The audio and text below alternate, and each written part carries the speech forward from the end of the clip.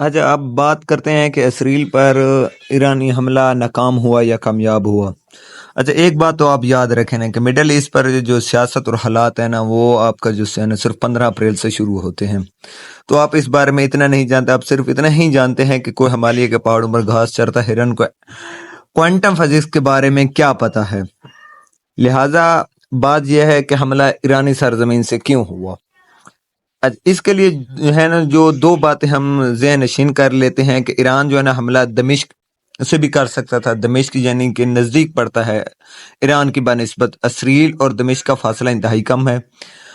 اس کی واضح بات کا اگر ہم واضح بات میں جواب دیں تو یہ بات یہ ہے کہ جب دمشق میں ایرانی قونصل خانے پر اسرائیل کی طرف سے حملہ ہوا تو سفارتی آفس کی جو ہوتی ہے نا کسی بھی ملک خود مختاری پر حملہ تصور ہوتا ہے، جس کا جواب عالمی قوانین کے عین مطابق تھا۔ لہٰذا ایران پر واجب تھا کہ وہ حملہ صرف اپنی ہی سرزمین سے کرتا۔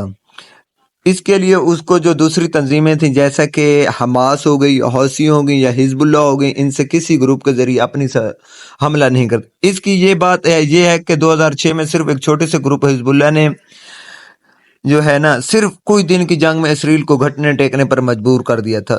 یہ 2006 میں جو تھا نا وہ حزب اللہ انہوں نے انٹری کی تھی اسرائیل کے اوپر۔ اسرائیل اس کے بعد چلا گیا تھا سلامتی کونسل میں۔ کیا یہ حملہ جنگ کے لیے تھا؟ نہیں، یہ بالکل حملہ جنگ کے لیے نہیں تھا۔ یہ 26 فروری 2019 کو بھارت نے جب پاکستان کی سرزمین کے اندر حملہ کیا تو اگلے روز پاکستان نے نہ صرف عدلے کا بدلہ کرتا ہوا بھارتی حدود کے اندر جا کر ٹارگٹ سیٹ کرنے کے باوجود ٹارگٹس کے ارد گرد جنگی طیاروں سے میزائل داغے تاکہ صرف پیغام پہنچے، بات آگے نہ بڑھے۔ اگر اس بات کو اگر ہم ذہن میں رکھیں کہ پاکستان نے دوسرے علاقوں پر میزائل کیوں نہیں داغے تو اس کا واضح جواب یہ ہے کہ اگر پاکستان ٹارگٹ کے علاوہ اگر کسی دوسری جگہ پر میزائل داغتا تو یہ جنگ کے تصور میں آتا۔ یہ صرف یہ تھی کہ ان تک یہ پیغام پہنچے، کنورسیشن ہو کہ جنگ کی ابتدا میں پاکستان کی پہل نہ سمجھے۔ یہ پاکستان نے اس کو صرف دفاعی انداز میں پوزیشن لی۔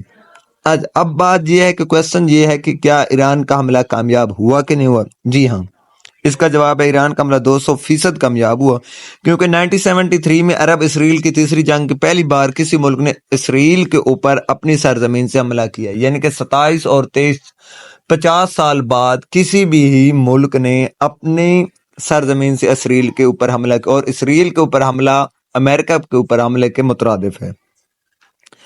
اچھا، یہ پہلی مرتبہ ہے کہ عرب ممالک میں سے جو ہے نا ایران نے اسرائیل کی سلامتی کو چیلنج بھی کیا اور اس کی دفاعی پوزیشن کی تکنیک اور قوت اتحاد رد عمل کو بھی ایکسپوز کیا دنیا کے سامنے۔ اب بات یہ ہے کہ جب کہ ایران نے جب حملہ کیا تو اپنے ہائپر سونک میزائل کیوں نہیں یوز کیے؟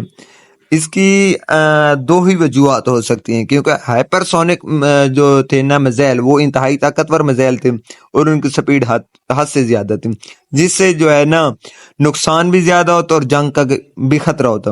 جبکہ ایران نے سینکڑوں ڈرونز میں اسرائیل کو الجھا کر اس کی دفاعی پوزیشن کو کمزور کر دی۔ اب اس کے بعد جاتے ہیں کہ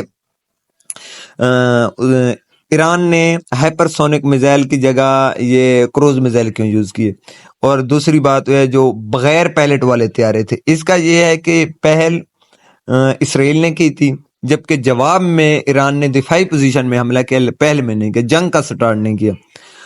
یہ ایران کی طرف سے عدلے کا بدلہ تھا۔ اب جو ہے نا ٹارگٹس بھی اس کے مختلف تھے۔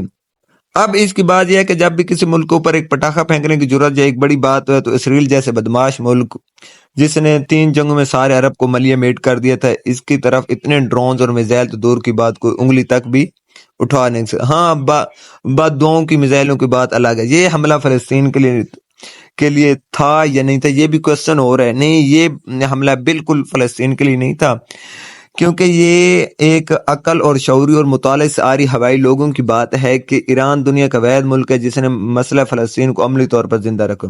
فلسطین کے مزاحمتی تحریک کا سب سے بڑا پشت پناہ بھی ایران ہے، اور اس بنیاد پر تیل اور دیگر وسائل سے مال ہونے کے باوجود شفاق ترین عالمی پابندیوں کا شکار ہے۔